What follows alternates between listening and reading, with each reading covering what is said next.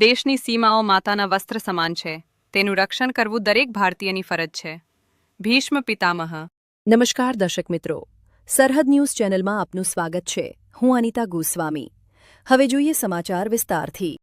વાવ-થરાદ જિલ્લાના મુખ્ય મથક થરાદ કેનાલમાંથી એક યુવકનો મૃતદેહ મળી આવ્યો છે.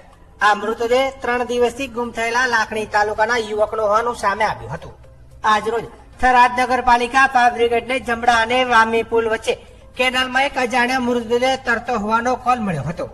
મળતી માહિતી મુજબ ફાયર બ્રિગેડની ટીમ તાત્કાલિક ઘટના સ્થળે પહોંચી હતી અને મૃતદેહને કેનાલમાંથી બહાર નીકાળ્યો હતો. ફાયર ઓફિસર વિરમજી રાઠોડે ટેલિફોનિક વાતચીતમાં જણાવ્યું હતું કે પ્રાથમિક તપાસમાં મૃતદેહ 3 દિવસ અગાઉ ગુમ થયેલા લાખણીના યુવકનો હોવાનું જાણવા મળ્યું હતું. આ અંગે યુવકના પરિવારજનોને જાણ કરવામાં આવી હતી અને ત્યારબાદ મૃતદેહને વધુ કાર્યવાહી માટે પોલીસને સોંપવામાં આવ્યો હતો અને પોસ્ટમોર્ટમ અર્થે નજીકની સરકારી હોસ્પિટલમાં ખસેડવામાં આવ્યો હતો.